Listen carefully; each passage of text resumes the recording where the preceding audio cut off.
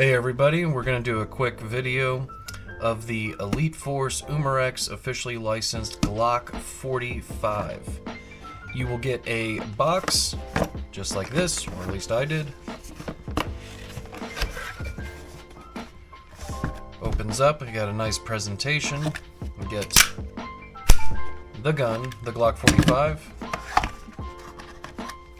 Get the magazine. You get a Allen key to adjust the hop up, and you get 3 O-ring replacements for the magazine, plus the paperwork. So this is a gas blowback airsoft gun. Shoots 6mm airsoft BBs. All you need,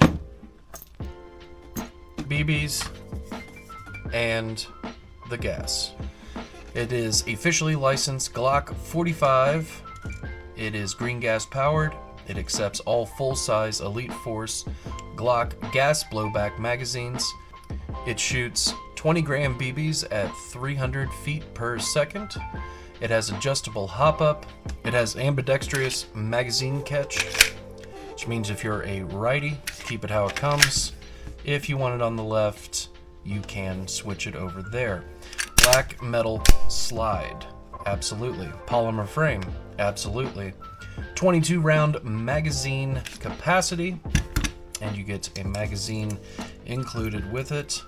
I have some pre-counted out 22 BBs here. Let's see. So it does indeed hold 22 6mm BBs. The bottom of the magazine, the base plate, slides to the rear, exposing the fill valve. You then put the nozzle to the fill valve, press down for 5 seconds, nice firm, count to 5, 1, 2, 3, 4, 5. Then your magazine will be filled. Oh, so filled for you. We need to find... Then you load the BBs, as I showed you earlier. We insert into the gun, give it a cock or a charge, whatever you want to call it, and boom, she goes. I'm speaking at about 80 decibels. I'm peaking at 81.7 decibels. The muzzle next to the microphone,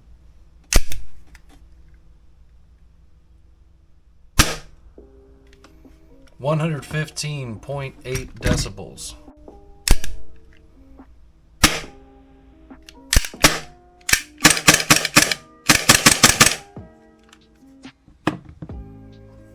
So the loudest we got was 116.5. You might want some ear protection.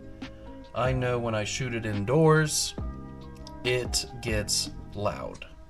This is a real Gen 5 Glock 19. Very hard to tell the difference. This has an aftermarket trigger in it, so the triggers are different. The only difference between a Gen 5 Glock 19 and a G45 is that you have a full-length frame on it, but as a side-by-side, they are similar. So when you get an officially licensed product from them, they mean it. If you ever need to take this thing apart, the easiest thing that I've found to do is to lock the slide to the rear, take your takedown tab, use your nails.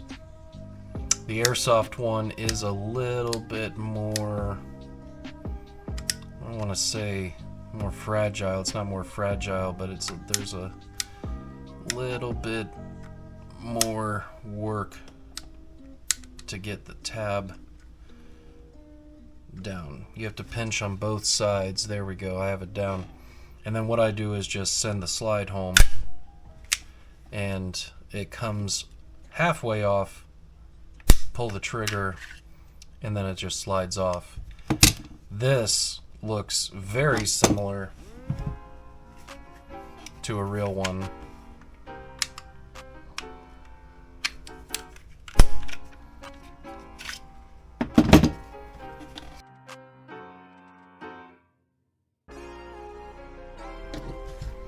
This is your hop-up system. You can adjust it with the Allen key that's provided by just slipping the Allen key straight down there, but what happens is this wheel gets turned left or right. So for the testing, we will just keep it in the center. So the slide goes on very similar to the real thing. Once it's on there, it's on there, as long as your takedown tab here is back up in the right spot. The only thing that I did to it was remove some of the front, but you still have quite a visible amount, especially when you're looking down the barrel. But I just wanted it to be flush. Put orange paint marker on the front there to make a high vis front sight, and then blacked out the rear sights. That's just what I like.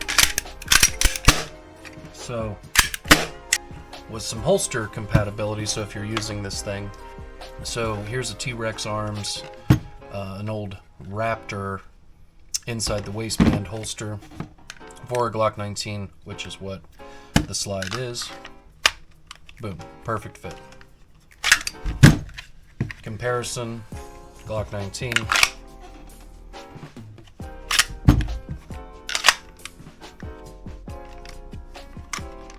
Same fit.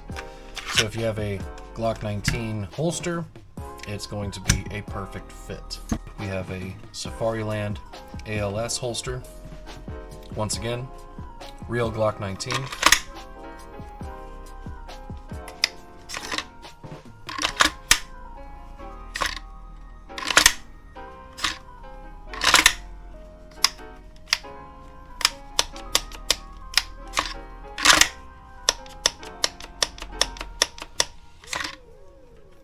And the Airsoft G45.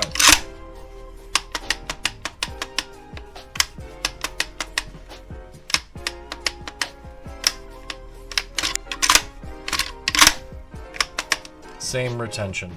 This is a Micro-Roni, which is just a pistol chassis. This is once again made for a real Glock.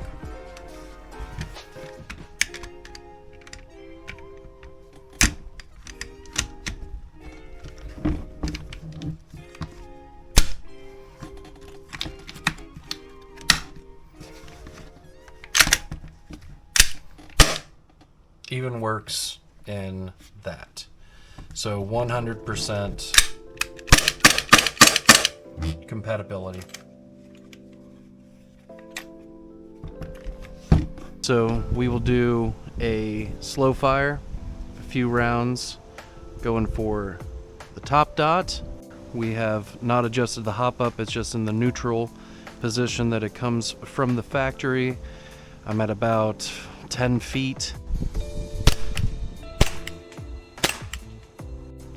Should slow down a little here. 1, 2, 3. Let's try again, go a little slower.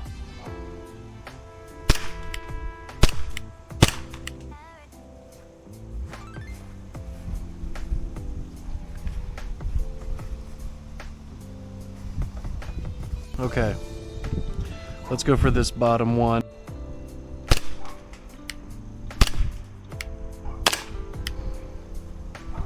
Needs more gas.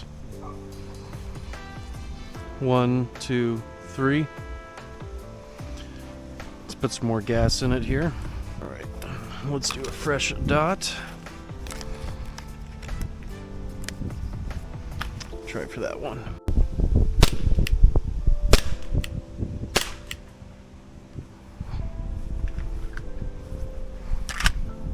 There we go, that's a better group. 1, 2, 3.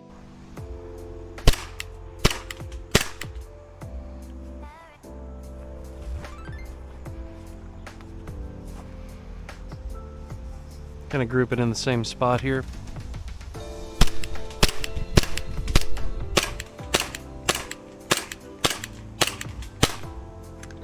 And you do get slide lock, just like on the real thing.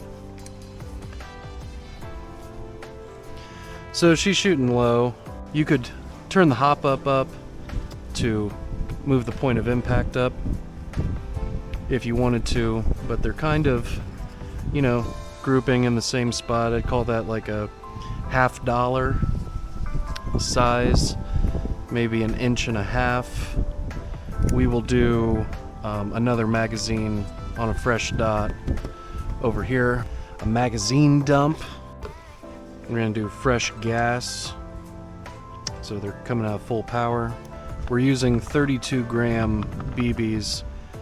The 300 feet per second is noted and listed at the 0.2 grams, so we're at like 60% heavier BBs, so the flight will be maintained better. If we had 0.20s, the impact would probably be a 1/2 inch or 1 inch higher. Or we got about 20 or so 32 gram BBs. We're at about 10 feet, fresh gas.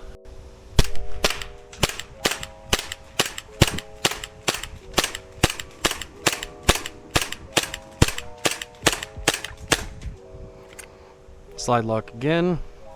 I've never had it fail on the slide lock either.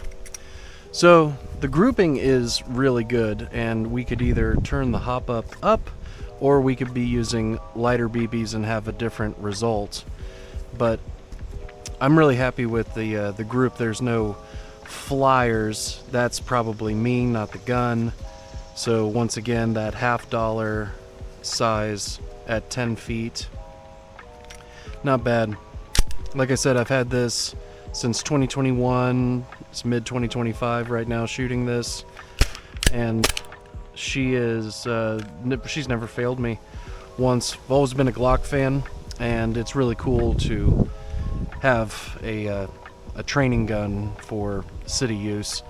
I definitely could not shoot real guns out here without getting in some major trouble, so it is very cool to just walk out your back door, target, and cheap. We didn't really use this dot too much. Let's do another in there. Let's add some distance. Let's go all the way back to the fence. So about 15 feet-ish.